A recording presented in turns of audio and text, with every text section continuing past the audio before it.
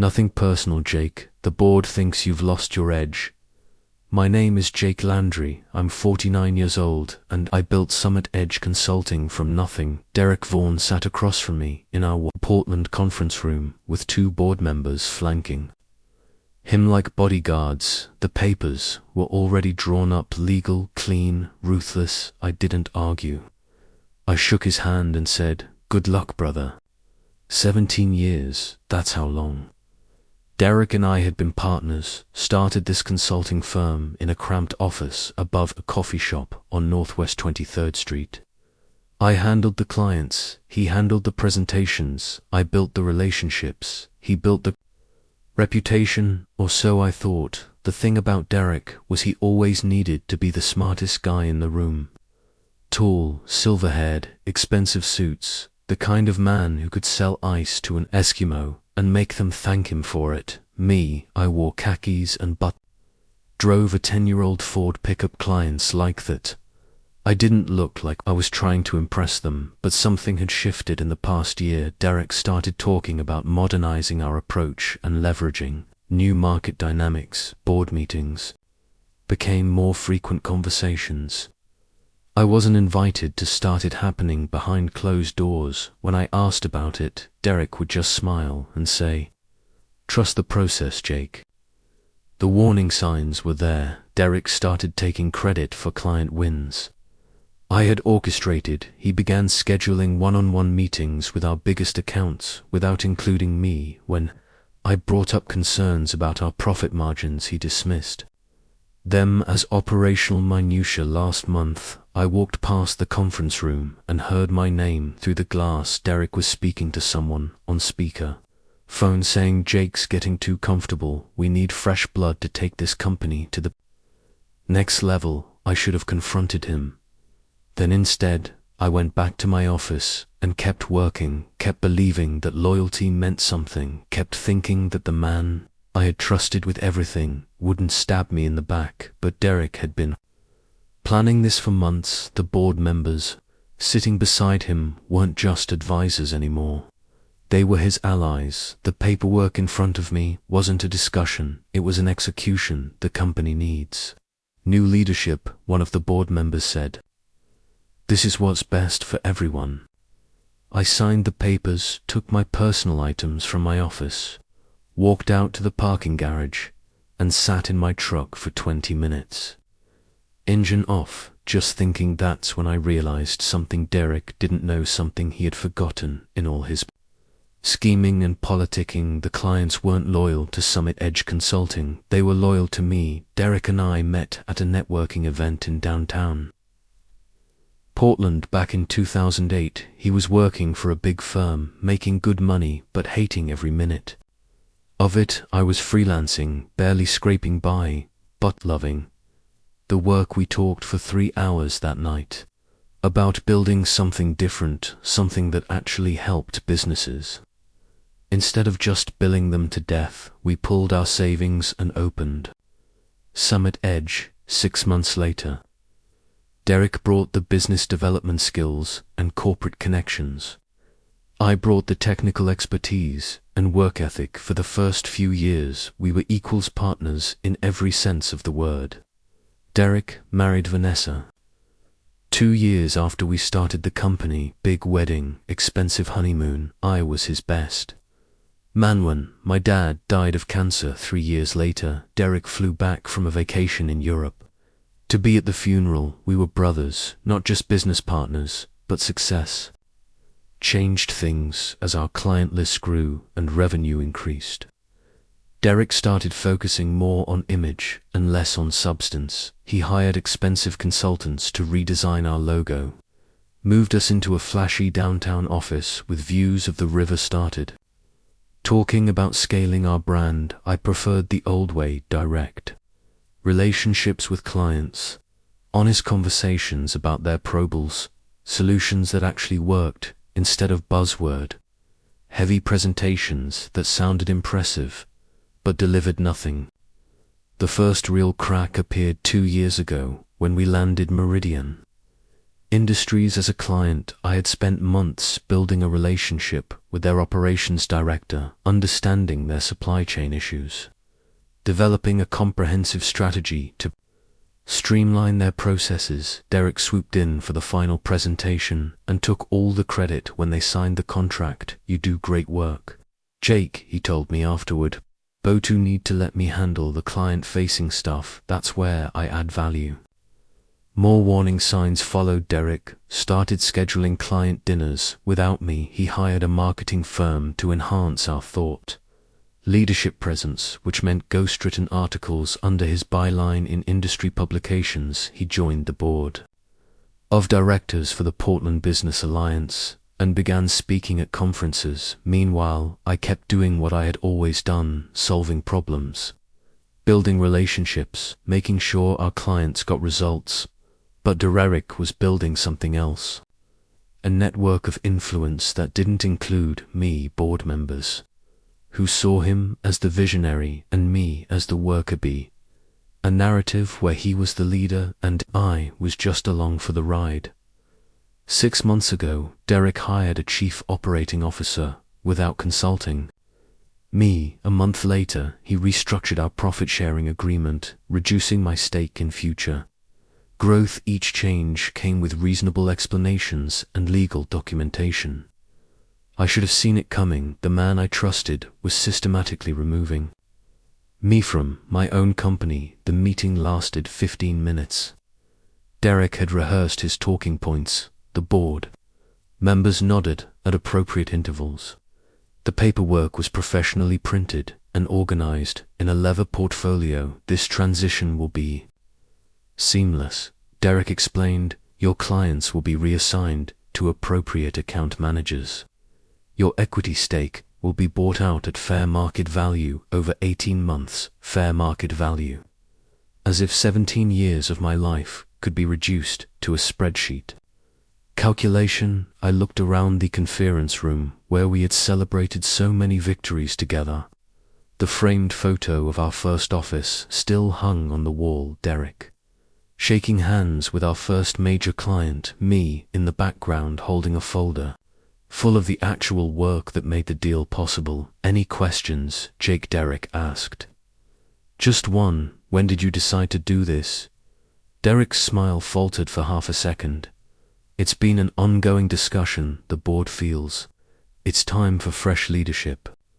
The board, 3 people Derek had recruited over the past year, people who knew his version of our company's history, but had never worked alongside me during the lean years when we were building something from nothing. I signed the papers without reading them, shook hands with everyone in the room, walked back to my office, and packed my personal items into a cardboard box: a few books, a coffee mug my daughter had made in art class, the business card from our first client, now yellowed with age. My assistant Jennifer looked confused as I carried the box past her desk, taking some work home. She asked something like that. I said I drove home to my house in the hills above Portland and sat on my back deck, looking out over the city. Called my daughter at college and told her I was taking some time off.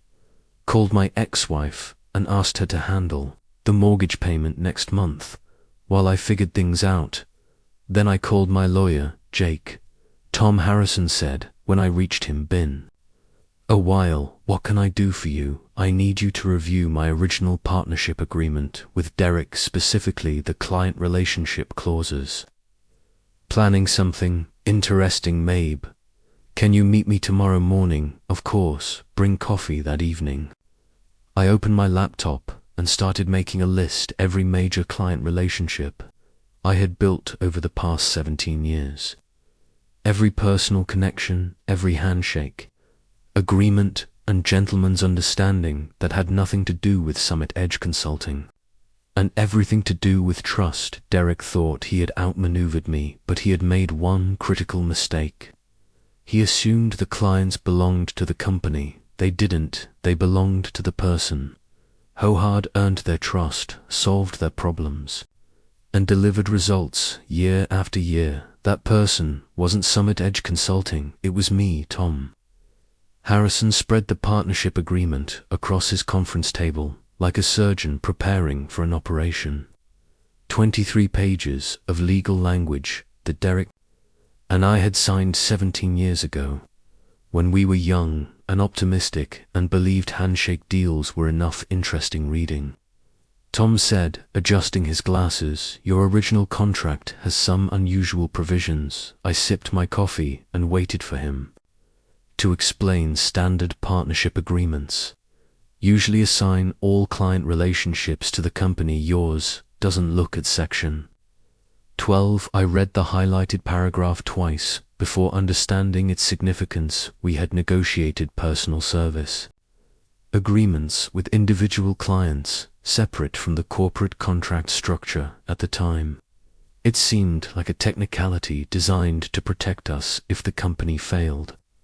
Now it looked like a lifeline. What does this mean practically? I asked it. Means your major clients have contractual relationships with you personally, not just with Summit Edge.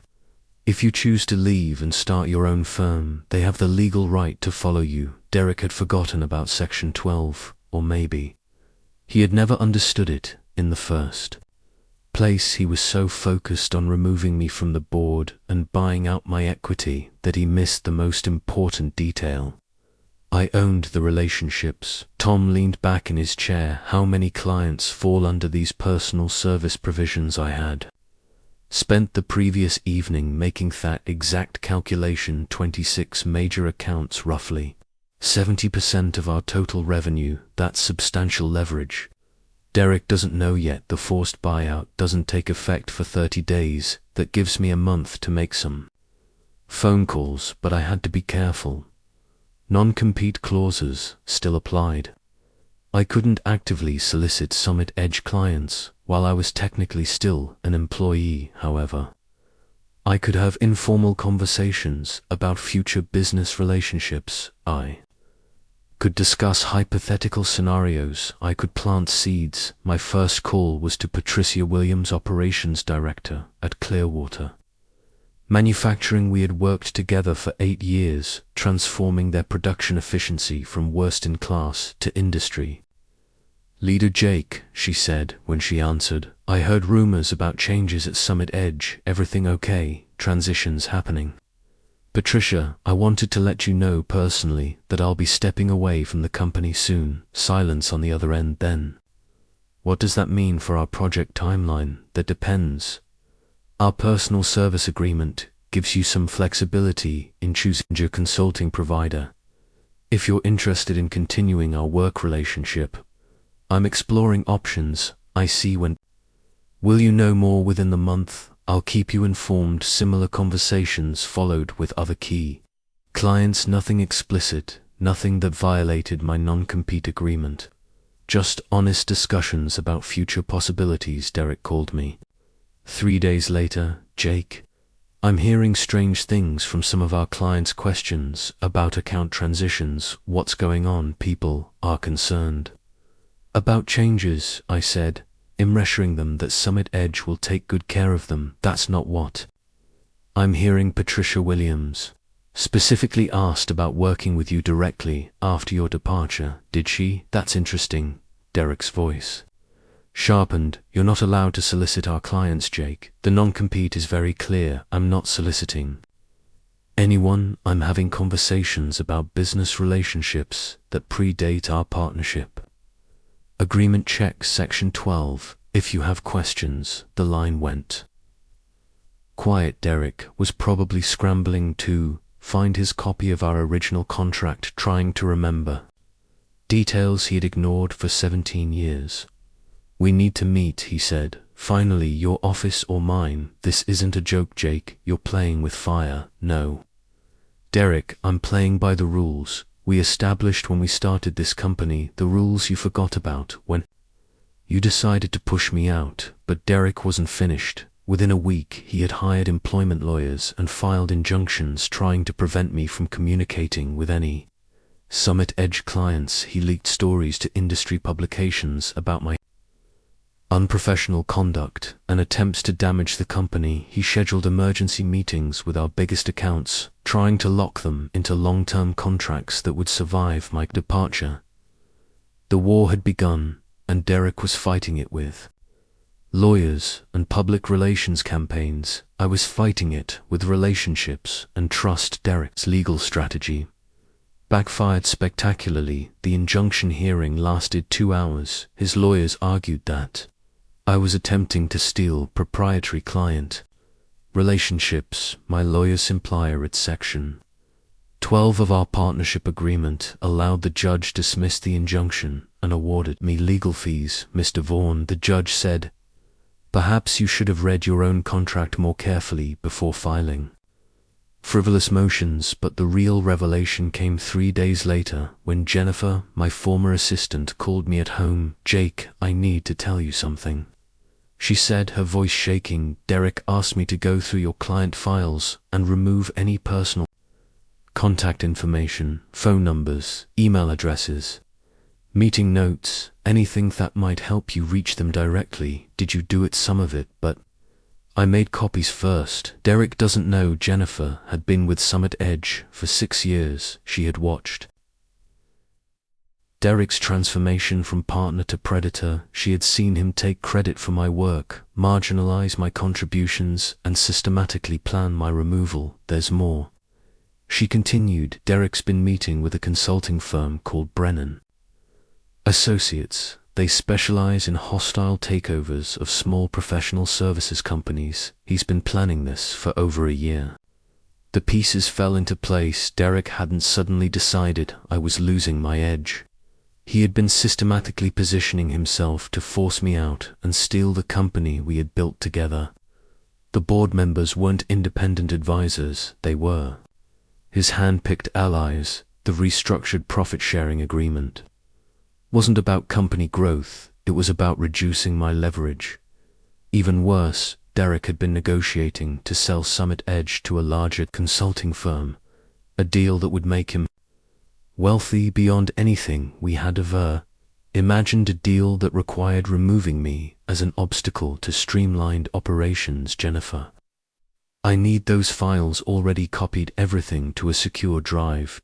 Derek fired me this morning for asking too many questions about the client transition process. Derek had made another critical mistake. Jennifer knew where all the bodies were buried. She had organized every client file, scheduled every meeting, and processed every invoice for the past 6 years. She understood our business operations better than anyone except me. I'm starting a new firm, I told her. Interested in a job? When do we start? That evening I called Tom Harrison with an update. Derek's been planning this takeover for over a year. He's working with acquisition specialists and preparing to sell the company. That changes things. Tom said, if he's been actively planning to remove you while negotiating a sale that might constitute fraud, what are my options? Several. We could file a lawsuit alleging breach of fiduciary duty. We could seek an injunction preventing the sale until your claims are resolved. Or we could let them proceed and destroy his own company through client defections. I thought about the 3 options. A lawsuit would take years and cost a fortune. An injunction would tie everything up in court indefinitely. But the third option was elegant in its simplicity. Let him hang himself, I said. You're sure once those clients leave, there's no going back? For Summit Edge, Derek made his choice when he decided to betray me. Now he gets to live with the consequences.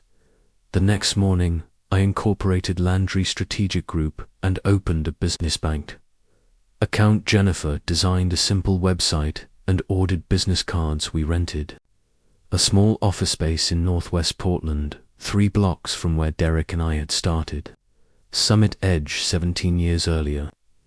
Everything was ready. Derek just didn't know it yet.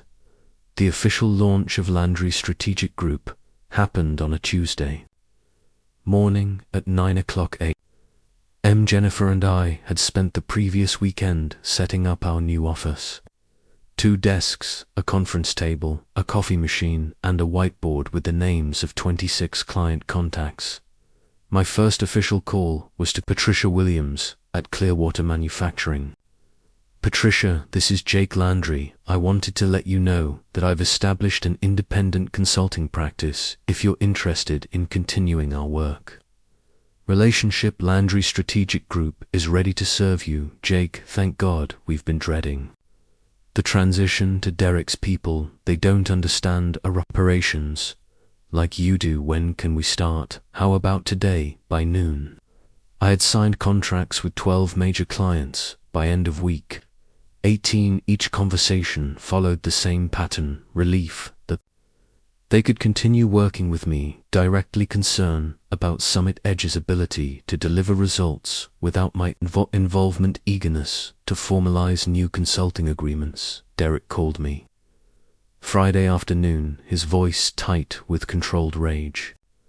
You've stolen half our client base. I haven't stolen anything. I've honored existing contractual relationships that you chose to ignore. This is corporate sabotage, Jake. I'm filing criminal charges. Good luck with that. Everything I've done is perfectly legal and clearly outlined in our original partnership agreement, the agreement you signed. The agreement you forgot about. Those clients belong to Summit Edge. No, Derek, those clients belong to the person who earned their trust and delivered results. That person happens to be me. But Derek wasn't giving up. He hired a crisis management firm to control the narrative. Industry publications received carefully crafted stories about Summit Edge's strategic restructuring and exciting new leadership direction. Derek scheduled meetings with remaining clients, offering discounted rates and extended contracts to prevent further defections. He also filed complaints with the Better Business Bureau and professional licensing boards, alleging that I had violated ethical standards by soliciting former clients. Each complaint was dismissed after review of our partnership agreement and client contracts. The real blow came when Patricia Williams called Derek directly to cancel Clearwater Manufacturing's remaining contracts with Summit Edge. Mr. Vaughn, she told him, we appreciate your past service, but our relationship was always with Jake personally. We're following our consultant, not your company. Derek tried one final desperate move. He offered to match my fees and assign his best remaining consultants to handle the departing accounts. He promised executive-level attention and resources that a small independent firm couldn't provide, but he was missing the fundamental point. Clients weren't leaving Summit Edge because of price or resources. They were leaving because they trusted me and didn't trust him. By the end of my first month in business, Landry Strategic Group had 24 active clients and projected annual revenue of $3.2 million. Summit Edge had lost over 60% of its billing capacity and was hemorrhaging money on fixed overhead costs. Derek's dream of selling the company evaporated. No acquisition firm wanted a consulting business that had just lost most of its clients and all of its institutional Elkendor. The board members he had recruited started asking uncomfortable questions about the company's financial projections and future viability. 3 months later, Jennifer forwarded me a news article from the Portland Business Journal. Summit Edge Consulting was filing for bankruptcy protection. Derek Vaughn was stepping down as chief executive officer and pursuing other opportunities. I felt no satisfaction reading the news. Derek had brought this destruction on himself through arrogance and betrayal, but we had built something good together. Once upon a time, watching it die felt like losing a part of my own history. Still, some betrayals can't be forgiven. Some bridges can't be rebuilt. Derek had made his choice. Now he was living with the consequences. The bankruptcy filing made front page of the Portland Business Journal's Monday edition. Local consulting firm collapses after partner exodus ran above a photo of the Summit Edge office building with a for-lease sign visible in the lobby. I read the article over coffee in my new office. Derek was quoted, extensively blaming market conditions and unforeseen competitive pressures for the company's failure. No mention of his systematic betrayal or attempted corporate theft, no acknowledgement of his role in destroying what we had built together. The article included financial details that made the scope of Summit Edge's collapse clear: assets of $200,000, liabilities of $1.88 million, 17 employees laid off, office lease terminated, equipment sold to pay creditors. Derek had gambled everything on his ability to remove me and retain our clients. He lost. My phone rang while I was reading. Tom Harrison calling with an update. Jake, I just heard from Derek's bankruptcy attorney. He wants to meet about what settlement discussions. Derek's claiming you violated your non-compete agreement and owes Summit Edge damages for client theft. I laughed. He's bankrupt and he wants me to pay him money, apparently, so his lawyer thinks they can argue that your actions caused the company's failure. When's the meeting? Thursday afternoon, if you're interested. I thought about it for 30 seconds, set it up. Thursday's meeting lasted exactly 12 minutes. Derek sat across from me in his lawyer's conference room, looking older and more defeated than I had ever seen him. His expensive suit hung loose on his frame. His silver hair needed cutting. Jake, his lawyer, began, we believe your departure and subsequent actions directly caused Summit Edge's financial collapse. We prepared to seek damages of stop. I said, opening my briefcase. Before you embarrass yourself further, read this. I handed him a copy of our original partnership agreement with Section 12 highlighted in yellow. Your client breached his fiduciary duty by attempting to force out his partner while secretly negotiating to sell the company. My client exercised his legal rights under existing contracts. Any questions? Derek's lawyer skimmed the document and his face went pale. We'll need time to review this. No, you won't, I said, standing up. This meeting is over. Derek finally spoke as I reached the door. Jake, wait. I turned around. I'm sorry, he said quietly. I made mistakes. For a moment, he looked like the man I had trusted for 17 years. The partner who had stood beside me at my father's funeral. The friend who had believed we could build something lasting together. Yes, I said. You did. 6 months later, Landry Strategic Group employed 8 consultants and occupied a full floor in a downtown Portland office building. We had grown beyond my original client base, winning new accounts through referrals and reputation. Jennifer had been promoted to operations manager. Our revenue projections showed sustained growth for the next 3 years.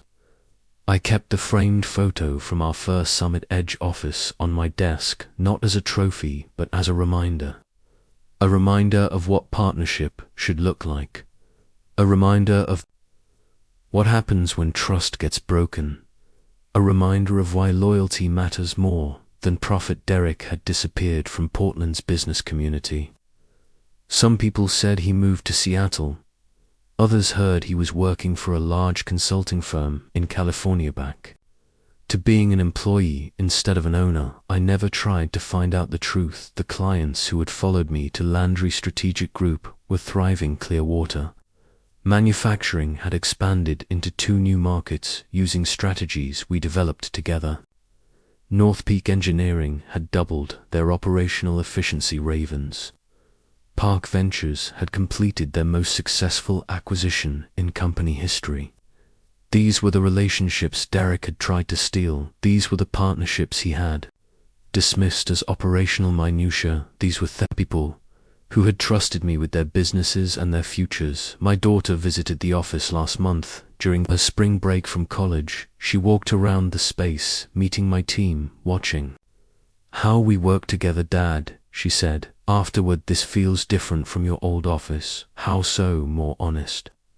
I guess like everyone actually likes being here. That evening, I drove up to my house in the hills and sat on the back deck, looking out over the city lights. 17 years of partnership, 1 year of betrayal.